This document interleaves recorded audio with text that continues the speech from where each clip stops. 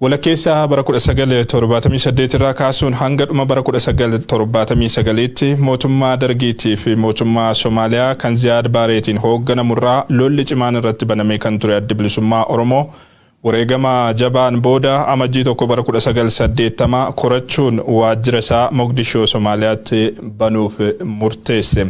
Hayyuduree gaafasii Magarsaa Barii dabalatee jillee garas ergame harka shiftaa Somaaliyaatti kufuun bakka Shinnigaa jedhamutti haala gaddisiisaa ta'een ajjeefamee jira. Waggootanii 40 dura goototi qabsoo bilisummaa Oromoo kunniin erbuu Oromummaa nyaachuu diduun boolla tokkotti awwaalaman. Kana bu'uura godhachuun Adda Bilisummaa Oromoo Ebla 15 guyyaa gootota Oromoo jechuun moggaasee jira.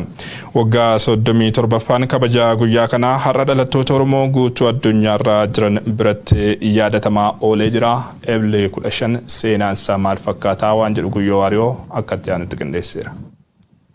Gaddaan liqimfamnee wantaan wallaallee aadaa du'aa taanaan qonnee walawwaalle. Nu Oromoo taane mana baane amantaan addaan hin baanu. Kakuu Shinnigaa jedhama. Warri kakatimmoo qabsaa'ota gameeyyii hundeessitoota Adda Bilisummaa Oromoo yookaan ABO'ti hoogganaaf Hayyuduree Magarsaa Bariitii jedhu. Seena waggoottan 40 dur yaadachuu jirra. Ebla 15 guyyaa gootota Oromoo waan taateef walakkeessa bara 1970 irra kaasuun haga dhuma 1979tti ABO'n albaay'ee rakkisa turka jedhan abbootiin qabsoo. Yeroon kun yeroo lolli Soomaaliyaatii fi Itoophiyaatti dhumate waraanni Ziyaad Barree ari'amee baay'ee. Mootummaan Dargii immoo humna Adda Bilisummaa Oromoo hagaaf sun ijaaramaa jirsun dhabamsiisuuf duulbanee jedhani. Loltooti Magarsaa Bariitiif Galaasa Dilboo Oromiyaa kutaala akka Baalee Arsii Harargee keessa duul impaayir Itoophiyaatiin rabbanama ofirra deebisuuf lol cimaa seenu isaanii agarsiisa. Qunnamtiin isaanii addaan citanii facaayaaddoon jedhulleen guddoo turte jedhan miseensoti gameeyyiin dhaabichaa. Qabsoon haqa yoomillee taanaan injifatamtu waan taateef duul Dargii ofirra qulanne amajji gaaf tokko bara 1980 walitti dhumna ayyaan guddaa ayyaaneffannee jedhu. Waajjira Adda Bilisummaa Oromoollee Soomaaliyaa Mogadishoo hundeessuuf armumirra murteessan. Magarsaa Barii Yeggazu Bantii Abbooma Mitikuu Gada Gammadaa Muyee Abdoo cacaacabsaa firraana qaxalee dabalatee miseensota Adda Bilisummaa Oromoo 13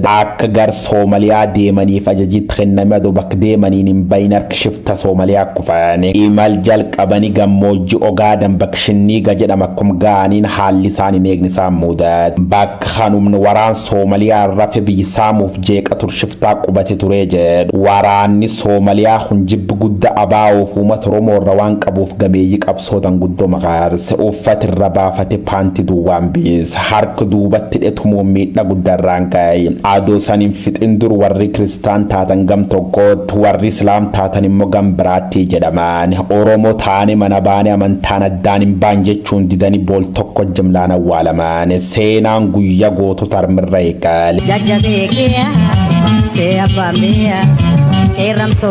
Barii Sowaabe yookaan Magarsaa Barii Gada Gammadaa yookaan Damise Tacaane Abba Xiqqii yookaan Abbooma Mitikuu Doorii Barii yookaan Yeggazu Bantii Falmata Umar yookaan Cacaacabsaa Irraana Qacalee yookaan Obbo Dhiinsaa Dhaddacha Booroo Dhaddacha Mul'ataa Marii Galaanii Faafamdoo yookaan Gameeyyii wareegan bilisummaa Oromoo tokko jettee jalqabsiifte keessa muraasa yoo taatu Hacaaluu Hundeessaa Tangdaadhi Galaan artistooti Oromoo eebbisa addunyaatiif jireenya shifarraa qofa son taane qaroof beekaan Oromoo kanneen akka Taaddasee Birruu Tasfaa'uun Camadaatiif Hayilee Fidaa Faancoof impaayerum Itoophiyaa khashirri ijaare shirtootaan tortor kanaan nyaataman. Bilisummaadhaan kabajaan namummaa gabrummaa didadhaa madda gadaantummaa. Waggoottan 37 dur Adda Bilisummaa Oromoo yookaan ABO'n kabajamu jalqab guyyaan gootota Oromoo kun uummata bal'aa Oromootiif Oromiyaatiin yaadatamu irratti argama. Itoophiyaan guyyaa ABO'ti jette. ABO'n dhaaba Oromoo guddichi dorgoman qabnu waan taateef Oromoon guyyaa gootota jechuun moggaase. Hiree abba biyyummaa Oromoof Oromiyaa murteeffachuu kaayoo jettuun bara 1973 hundeeffamuun isa dubbatam jaarmiyaan uummata Oromoo guddichi ABO'n yookaan Adda Bilisummaa Oromoo waggoota dheeraaf siyaasa Itoophiyaa keessatti adda dureen hirmaatullee kaayoo mana baheef osoo milkeessin turu isaatiin dabarri immoo hoggan hooggantooti jaarmicha wal qoqqooduun harca'uu isaatiin namoota hedduun qeeqamaa ture. Raasaas takkitti elema qilxuu tarargarra dhukaas jedhanitti fufsiisuuf waggoottan 40 darban qawween lolaa katur abaa woboon ilmaan isa qaalii boson keessa lolan qofa son taane uumati nagaalleen hedduun maqaa isaaniitiin nyaatamu isaanii dubbata. Sabboonummaa Oromoo hundirra dagaagsuun qubee afaan Oromoo jalqabsiisuu dabalate Oromoof Oromummaa leellisuu waggoota dheeraaf Khaymal Jaarmiyaa Magarsa Barii Leencoo Lataa Galaasa Dilboo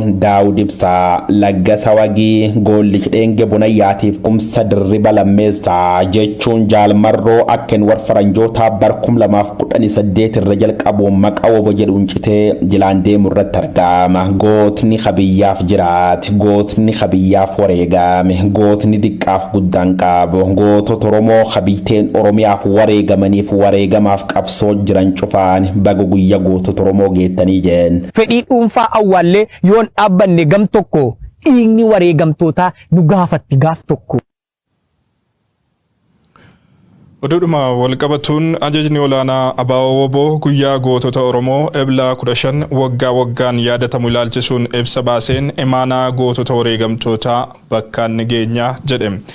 Goototi waraana bilisummaa Oromoo kaayyoo abbootii isaanii irraa dhaalan tiksanii qabsoo bilisummaa Oromoo tarkaanfachiisaa jiru diina ari'anii adabaa jiru kan jedhu ibsichi gaaffii Oromoo isa bu'uuraa kan ta'e bilisummaa Oromoo fi walabummaa Oromiyaa xumuratti gochuuf waloon hiriiruun akka barbaachisu dhaamee jira.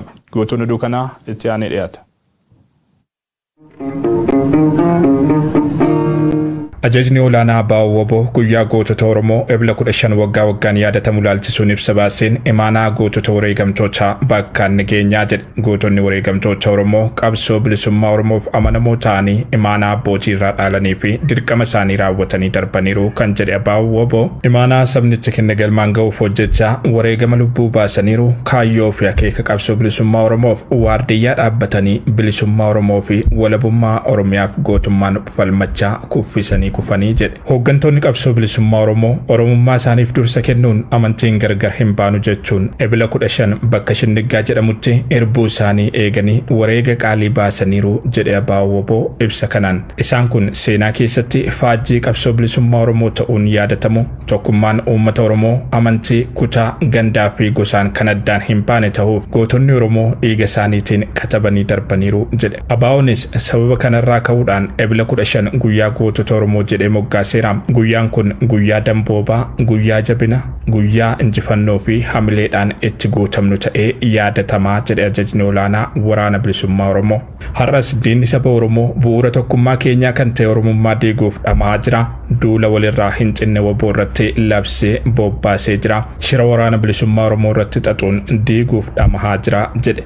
Diinni saba Oromoo sabboontota Oromoo fi uummata Oromoo ajjeesuun sodaachisee jilbeenfachiisuuf abbalaa jiraachuu eeruun Oromiyaa kibba, kaaba, lixa, giddu galeessa, kibba bahaa fi baha keessatti ilmaan Oromoo manaa fi qabeenya Oromoo mancaasaa jiraachuu ibse. Quunnamtii intarneetaa fi bilbilaa uummata irraa kutee odeeffannoo addunyaa irraa adda baasuun duula sanyii duguuggaa geggeessaa jira jedhe Abaawoo Woboo. Gootonni waraana bilisummaa Oromoo kaayyoo abbootii isaanii irraa dhaalan tiksanii qabsoo bilisummaa Oromoo tarkaanfachiisaa jiru diina ari'anii adabaa jiru jedha ibsichi. Diinni mirga Oromoon qabsoo isaatiin argate of duuba deebisuuf boolla fageessee qotus itti hin milkoofne jedhe. Har'as tarkaanfii lola ofirraa ittisuu fudhateen duula irratti labsame fashilsee wareegama qaalii baasuun waraanaa weerartuu boolla ofii qotanitti gatuun injifannoo galmeessaa jira. Qabsoo saba kanaaf wabii fi gaachana ta'uu ifatti mul'iseera jedhe. Yeroo ammaa waraanni bilisummaa Oromoo fi uummata Oromoo wareegama lubbuu, qaamaa, qalbii fi qabeenya itti baasuun gaaffii bu'uuraa Oromoon qabu deebisuuf falmaa dhooftuutti jiraachuu ibse. Abaawoo Woboon kabaja guyyaa gootota Oromoo ilaalchisuun ibsa baase kanaan qabxiilee ijoo kabaja guyyichaa wal qabatanii fi haala qabatamaa yeroo ammaa Oromiyaa keessatti deemaa jiran irratti fuulleffatan 8 eeruun waamicha dhiheesseera.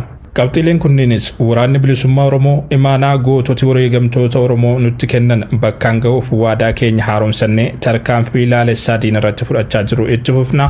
Qarree fi qeerroon Oromoo akeeka gootota keenyaa bakkaan ga'uuf fincila uummanni keenya geggeessu finiinsuu irratti qooda keessan akka bahattan waamicha goona. Bakka bakkatti karaa cufuun weerartuu danqaa jirtaniifis kabaja qabnaa jedha. Qabxiin sadaffaan Oromoon marti faana gootawwan Oromoo kumaatamaan wareegamanii hordofuun bilisummaa Oromoo fi walabummaa Oromiyaa galmaan ga'uuf akka waadaa keessan haaromfattan dhaamnaa jedha. Ilmaan nafxanyaa fi ergamtoonni isaanii mirgoota uummanni Oromoo wareegama qeerroo fi qarree Oromootiin argatan butachuu fi of duuba deebisuuf ifaajaa jiru. Kanaaf ammoo uummanni Oromoo mirgaa fi lafa wareegamaan arganne kana akka jabeessinee tikfannu gadi jabeessinee dhaamnaa jedha. Falma hadhaawaa waraanni bilisummaa Oromoo Oromiyaa keessatti gaggeessaa jiru humneessuuf gumaacha keessan dachaan dabaluun akka nu cina dhaabbattan waamicha dhiyeessinaa kan jedhe waraanni bilisummaa Oromoo hawaasni idil addunyaas lola ilmaan nafxanyaa uummata Oromoo irratti labsan waliin wal qabatee uummata qeesaa irraa buqqee fi qabeenyi isaa manca'e cina akka dhaabbataniif gaafateera. Ilmaan Oromoo marti Ebla 15 guyyaa gootota wareegamtoota Oromoo kabajaa olaanaan akka yaadattan dhaamnaa kan jedhe Ejjejii olaanaa Abaawwoo gaaffii Oromoo sabuuraa kan ta'e bilisummaa Oromoo fi walabummaa Oromiyaa xumuratti gochuuf akka harka wal qabannee sossoonu dhaamnaa jedheera kabaja yaadannoo guyyaa gootota Oromoo laalchisuun ibsa baase kanaan.